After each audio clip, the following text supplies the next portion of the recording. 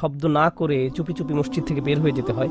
পাশের দরজাগুলো দিয়ে কেউ চলে যেতে চাইলে যেতে পারেন, আমি মাইন্ড করব না। আজকে আমি ভয়ানক একটা ব্যাপার নিয়ে বক্তব্য শুরু করতে চাই। আমাদের ধর্ম হলো সত্য ধর্ম, আর সত্য সুখবর যেমন প্রদান করে তেমনি সাবধান বাণীও প্রদান করে। আমাদের সকল নবী রাসূলদের, বিশেষত রাসূলুল্লাহ সাল্লাল্লাহু আলাইহি সাল্লামকে আল্লাহ আজ্জা ওয়া জাল্লা বর্ণনা করেছেন মুবাশশিরান ওয়া নাযীরান, সুসংবাদদাতা ও সতর্ককারী। যদি কেউ শুধু সুসংবাদ প্রদান করেন তাহলে সে সাবধান বাণীর কথা ভুলে যাবে, আর যদি শুধু সতর্ক করতে থাকেন তাহলে সে এতই হতাশ হয়ে পড়ে যে মনে করে ভালো খবর বলতে আসলে কিছু নেই। বুঝতে পারলেন? আমি চেষ্টা করেছি এই ভারসাম্য রক্ষা করার। যেহেতু এই মাসটি প্রত্যাশার মাস, তাই আমি সুসংবাদের উপর একটু বেশি জোর দিয়েছি। আল্লাহ আজ্জা জাল্লার প্রতি আমাদের আশা এবং ভালোবাসা বৃদ্ধি করার চেষ্টা করেছি, কিন্তু এই একই সময়ে এর মাঝে একটা ভারসাম্য থাকতে হবে। যদিও আজকের বক্তব্যের শেষ অংশে আসার খবর আছে, কিন্তু শুরু করছি এমন একটা জায়গা থেকে যা অতটা আশাব্যঞ্জক নয়। দেখুন, আমাদের পূর্বের জাতি বনী ইসরায়েলকে আল্লাহ কিতাব দান করেছেন। আমাদের যেমন কোরআন রয়েছে, তাদেরকেও অন্য কিতাব দেওয়া হয়েছিল। কোরআন যাকে বর্ণনা করেছে অন্য কোরআন হিসেবে, অর্থাৎ আগের কিতাব। তারা তাদের কিতাবকে গুরুত্ব দিয়ে গ্রহণ করেনি। তাদের মাঝে বেশ কিছু বিভ্রান্তিমূলক ধারণা গড়ে ওঠে। আমরা যদিও এত ভালো মুসলমান নই, সমস্যা নেই।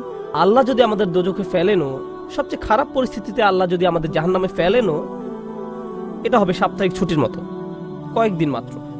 কারণ তিনি আমাদের এতই ভালোবাসেন যে মুসলমানরা শেষমেশ তো জান্নাতে যাবেই। তাই আমরা যদিও জাহান্নামে যাই, সেটা হবে অল্প কিছু দিনের জন্য, সমস্যা নেই। লান তামাসসানান নারু ইল্লা আইয়ামাম মা'দুদাত, গুটি কয়েকদিন ছাড়া আগুন কখনো আমাদের স্পর্শ করবে না, কিছুদিন মাত্র। ব্যাপারটা হলো, জান্নাত জাহান্নামের পূর্বে বিচার দিবস রয়েছে, যেটি একদিনের জন্য, সেটা 1000 বছর লম্বা হবে। জান্নাত বা জাহান্নাম নয়, আল্লাহর কথা অনুযায়ী শুধু বিচারের দিনটি এত লম্বা হবে। আর বিচারের দিনটি হবে মাত্র একদিনের, আর জান্নাত জাহান্নাম চিরকালের জন্য। তাই কেউ যখন বলে গুটি কয়েকদিন, তাকে এখনকার দিনের হিসেবে চিন্তা করলে তো হবে না। বর্তমানে পৃথিবী তার অক্ষ বরাবর ঘুরে, আমরা সূর্যের উদিত হওয়া এবং অস্ত যাওয়া দেখি, কিন্তু কিয়ামতের দিন সূর্য, চাঁদ এবং পৃথিবীর সবকিছুকে ধ্বংস করে নতুন একটা ব্যবস্থাপনা তৈরি করা হবে। তাই আমরা এখন যেভাবে 24 ঘন্টার হিসেব করি, সেভাবে রাত দিনের হিসাব করলে তো চলবে না যখন আখিরাত শুরু হবে। চলুন তাহলে সবার আগে এই ধারণাটি আমাদের মাথা থেকে ফেলে দেই। কোরআনের বহু জায়গায় জাহান্নামের আলোচনা করা হয়েছে, কিন্তু আমি শুধু কোরআন থেকে একটি বর্ণনা আপনাদের সামনে উপস্থাপন করতে চাই। আমার মতে এটি আল কোরআনের জাহান্নামের সবচেয়ে গুরুত্বপূর্ণ বর্ণনা। কোরআনের একজন ছাত্র হিসেবে আমি মনে করি এই বর্ণনাটি জাহান্নাম সম্পর্কে জানার শুরু মাত্র। কেউ যদি এই বর্ণনাটি বুঝতে পারে, তাহলে সে জাহান্নাম সম্পর্কে যথেষ্ট জানে। আয়াতটি শুরু করা হয়েছে এই কথা বলে, ওয়ালা ইন মাসসাতহুম, এমনকি যদিও। যখন আমরা বাংলায় বলি যদি আমি সেখানে যাই, যদি আমি সেখানে যাই, তাহলে তোমার সাথে দেখা হবে। কিন্তু কেউ যখন বলে যদিও আমি যাই, এর মানে হলো যাওয়ার সম্ভাবনা ক্ষীণ। তাই আয়াতটি যদিও দিয়ে শুরু হওয়ার মাধ্যমে এমন কিছু ঘটার সম্ভাবনা কমিয়ে দিয়েছে। এভাবে বলার মাধ্যমে আল্লাহ কোনো কিছুর উপর জোর কমিয়ে দেন। সহজ কথায় তিনি বাক্যটিকে দুর্বল করে দিচ্ছেন। যদিও, যদিও কি? যদিও মাসসাতহুম, যদিও এটা তাদের স্পর্শ করে। আরবিতে মাসসা অর্থ কোনো কিছু যখন আপনাকে সামান্যতম স্পর্শ করে, যেমন কোনো মাছি যখন কোনো মতে স্পর্শ করে, যদি সেকেন্ডের জন্য স্পর্শ করে তখন তাকে বলা হয় মাস।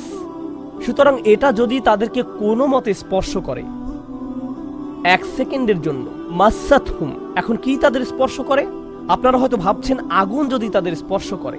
আল্লাহ বলছেন নাফহাতুন, একটা হালকা বাতাস যদি তাদের স্পর্শ করে। চলুন এই বাতাস নিয়ে একটু আলোচনা করা যাক। আরবিতে নাফহাতুন বলতে বোঝায় দরজা বন্ধ করলে যখন সামান্য একটু বাতাস এসে পড়ে, পর্দা নড়ে ওঠে, অথবা কেউ জানালা বন্ধ করলে যেভাবে হালকা বাতাসে পর্দা নড়ে ওঠে। এই বাতাসের যা বাহির থেকে ভেতরে আসে বা ভেতর থেকে বাহিরে যায়, দুই ধরনের আছে। একটি হলো লাফহা, লাম যোগে, আরেকটি হলো নাফহা। লাম যোগে লাফহা মানে বাতাসটি গরম, আর নুন যোগে নাফহা মানে বাতাসটি ঠান্ডা। আল্লাহ বলছেন এমনকি যদি ঠান্ডা বাতাস তাদেরকে স্পর্শ করে, যদি ঠান্ডা বাতাস তাদেরকে স্পর্শ করে তোমার প্রতিপালকের শাস্তি থেকে। তিনি এই আয়াতে জাহান্নাম কাউকে স্পর্শ করার কথা বলছেন না, তিনি এই আয়াতে আগুন কাউকে স্পর্শ করার কথা বলছেন না। তিনি এমনকি গরম বাতাস কাউকে স্পর্শ করার কথাও বলছেন না। তিনি আগুনের ঠান্ডা অংশের কথা বলছেন, আর এটা আপনাকে চিরকালের জন্য স্পর্শ করছে না। প্রসঙ্গত, আমরা ফিজিক্সে পদার্থের 3টি অবস্থার কথা শিখেছি: সলিড, লিকুইড এবং গ্যাস। সলিড বা কঠিন কিছু যদি স্পর্শ করে আমরা তা অনুভব করতে পারি। এই মুহূর্তে গ্যাস আমাদেরকে স্পর্শ করছে, বাতাস এখন আমাদেরকে স্পর্শ করছে, আমরা এটা অনুভব করি না। আর এই আয়াতে আল্লাহ বর্ণনা করছেন কি তাদের স্পর্শ করছে? বাতাস তাদেরকে স্পর্শ করছে। কোন ধরনের বাতাস? অপেক্ষাকৃত গরম বাতাস নাকি ঠান্ডা বাতাস? ঠান্ডা বাতাস। ঠান্ডা বাতাস কোন রকম তাদেরকে স্পর্শ করছে। এই আয়াতের সবচেয়ে উল্লেখযোগ্য বিষয় হলো, আমি একটু আগে নাফহা এবং লাফহার কথা বলেছিলাম। অন্য কথায়, তারা এখনো জাহান্নামে প্রবেশ করেনি, তারা এর দিকে অগ্রসর হচ্ছে। আর জাহান্নামের অপেক্ষাকৃত ঠান্ডা বাতাস এসে কোনো মতে তাদেরকে স্পর্শ করল। তখন তাদের প্রতিক্রিয়া কি? চিৎকার করে বলে উঠবে, ইয়া ওয়াইলানা, হায়, সবচেয়ে কঠিনতম শাস্তি আমাদের জন্য শুরু হয়ে গেছে। ইন্না কুন্না যালিমিন, আমরা সব সময় অপরাধী ছিলাম। তারা সাথে সাথে তাদের সব অপরাধ স্বীকার করবে। যে কারণে এই আয়াতটি আমি সংক্ষেপে আপনাদের নিকট উপস্থাপন করলাম। প্রথমত, এই আয়াতে আল্লাহ জাহান্নামের শাস্তির অভিজ্ঞতা বর্ণনা করছেন না। আল্লাহ সকল বিশ্বাসীকে জাহান্নামের আগুন থেকে মুক্ত রাখুন। কিন্তু আল্লাহ এখানে বর্ণনা করছেন এমনকি জাহান্নামের আগুনের কাছে গেলে এবং ক্ষণিকের জন্য এর বাতাসের সামান্য স্পর্শ লাগলে একজন মানুষ চিন্তা করা শুরু করবে এর চেয়ে আর ভয়ঙ্কর কোনো শাস্তি হতে পারে না। এজন্যই আল্লাহ দোজখের আগুন সম্পর্কে বলছেন, ইন্নাহা সাআত মুস্তাকাররা ওয়া মুকামা, নিশ্চয়ই তা অবস্থানস্থল ও আবাসস্থল হিসাবে কতই না নিকৃষ্ট। অল্প এবং বেশি যে কোনো সময়ের জন্য ওটা কত নিকৃষ্ট জায়গা। 1 সেকেন্ডের জন্য এটা ভাববেন না যে আমি তো খারাপ, আল্লাহ যদি আমাকে জাহান্নামে ফেলেনও এক সময় তো আমি এখান থেকে মুক্তি পাবো। এই ধরনের চিন্তাকে কখনো প্রশ্রয় দিবেন না। এই ভূমিকা দেওয়ার পর যখন বিচার দিবস শুরু হবে, যখন সমগ্র মানব জাতি একত্রিত হবে, তারা জানে না কোথায় যাবে, তারা জানে না কোন দিকে ফিরবে। এই ঘটনা আসলে রাসূলুল্লাহ সাল্লাল্লাহু আলাইহি সাল্লামের একটি হাদিসে উল্লেখ করা হয়েছে এবং জ্ঞানের প্রতি মুসলমানদের আগ্রহ ছিল সব সময়। তো একবার কিছু মানুষ বিখ্যাত সাহাবী আনাস ইবনে মালিক রাদিয়াল্লাহু তাআলা আনহুর কাছে এলো, কারণ মানুষ লোকমুখে এই খবর পেয়েছিল যে আনাস এই হাদিসটি জানতেন, আর এটি অনেক বড় একটি হাদিস, বুখারী শরীফে বর্ণিত আছে। এই ঘটনা ঘটে রাসূলুল্লাহ সাল্লাল্লাহু আলাইহি সাল্লামের ইন্তেকালের পরে। তিনি বলেন, হাদ্দাসানা মুহাম্মাদুন সাল্লাল্লাহু আলাইহি ওয়াসাল্লাম। এখন আনাস রাদিয়াল্লাহু তাআলা আনহু কথা বলছেন। তিনি বলেন, রাসূলুল্লাহ সাল্লাল্লাহু আলাইহি সাল্লাম আমাদের বলেছেন, ইযা কানা ইয়াউমুল কিয়ামাতি মা জান্নাসু বা'দুহুম ফি বা'দ। মনোযোগ দিয়ে শুনুন। যখন বিচার দিবস শুরু হবে, মানুষ ঢেউয়ের মতো একে অপরের উপর আশ্রে পড়বে, সর্বত্র বিশৃঙ্খলা, সবাই একে অন্যের দিকে ছুটতে থাকবে। ফায়াতুনা আদম, তারা কোনো একভাবে আদম আলাইহিস সালামের দেখা পাবে, তারা তার কাছে ছুটে আসবে। ফায়াকুলুনা ইশফা আলানা ইলা রাব্বিক, সমগ্র মানব জাতি আদম আলাইহিস সালামের কাছে ছুটে আসবে এবং বলবে, আপনি কি দয়া করে আমাদের পক্ষ থেকে আল্লাহর সাথে কথা বলতে পারবেন? আমরা আল্লাহর ভয়ে ভীত।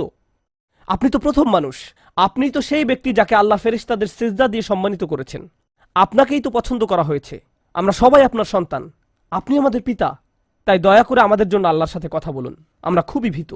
এরপর তিনি বলবেন, ফায়াকুলু লাস্তু লাহা, তিনি বলবেন, আমি এর যোগ্য নই, আমি পারবো না। ফায়াকুলু লাস্তু লাহা ওয়ালাকিন আলাইকুম বিইব্রাহিম, তোমরা কেন ইব্রাহিমের সাথে কথা বলছো না? তোমাদের উচিত ইব্রাহিমের সাথে কথা বলা। অতএব মানব জাতি এখন কার খোঁজ করছে? ইব্রাহিম আলাইহিস সালাম। ফাইন্নাহু খলিলুর রহমান, তার কাছে যাও, কারণ তিনি রহমানের খুবই কাছের বন্ধু। ওয়াত্তাখাযাল্লাহু ইব্রাহিমা খলিলা, কুরআনে এসেছে আল্লাহ ইব্রাহিমকে তার বন্ধুরূপে গ্রহণ করেছেন। তাই ইব্রাহিমের কাছে যাও, তিনি তোমাদের সাহায্য করতে পারবেন। তারা ইব্রাহিমের কাছে যাবেন। ফায়াতুনা ইব্রাহিমা ফায়াকুলু লাস্তু লাহা, তারা ইব্রাহিমের কাছে গেলে তিনি বলবেন, আমি এর যোগ্য নই, আমাকে এই কাজের জন্য তৈরি করা হয়নি, আমি তোমাদের জন্য আল্লাহর সাথে কথা বলতে পারবো না। ওয়ালাকিন আলাইকুম বিমূসা, তোমরা কেন মূসা আলাইহিস সালামের কাছে যাচ্ছ না? তো মানব জাতি মূসা আলাইহিস সালামের কাছে দৌড়ে যাবে। ফাইন্নাহু কালিমুল্লাহ, তিনি আল্লাহর সাথে অনেক কথা বলতেন। ওয়াকাল্লামাল্লাহু মূসা তাকলিমা, আর আল্লাহ মূসার সাথে কথা বলেছেন সরাসরি। সুতরাং তিনি যেহেতু আল্লাহর সাথে কথা বলতে অভ্যস্ত, আজকে তো কথা বলার উত্তম সময়, তিনি তোমাদের পক্ষ থেকে আল্লাহর সাথে কথা বলবেন। ফায়াতুনা মূসা ফায়াকুলু লাস্তু লাহা, মানব জাতি দৌড়ে মূসা আলাইহিস সালামের কাছে যাবে, তিনি বলবেন, আমি এর যোগ্য না, আমি পারবো না। ওয়ালাকিন আলাইকুম বিঈসা, তোমরা ঈসা আলাইহিস সালামের কাছে কেন যাচ্ছ না? ফাইন্নাহু রূহুল্লাহ ওয়া কালিমাতুহু, তিনি হলেন আল্লাহর দেওয়া রূহ এবং তিনি আল্লাহর কালিমা, আল্লাহর হুকুমে তিনি অলৌকিকভাবে জন্মগ্রহণ করেন। কুন ফায়াকুন, অতএব তিনি যেহেতু সকল রাসূলদের মাঝে বিশেষ মর্যাদার অধিকারী, তার কাছে যাও, তার সাথে কথা বলো। সকল মানুষ দৌড়ে ঈসা আলাইহিস সালামের কাছে যাবে। ফায়াকুলু লাস্তু লাহা, তিনি বলবেন, আমি পারবো না, এই কাজ আমার জন্য নয়, আমাকে এই কাজের জন্য তৈরি করা হয়নি। তারপর তিনি বলবেন, ওয়ালাকিন আলাইকুম বি মুহাম্মাদিন সাল্লাল্লাহু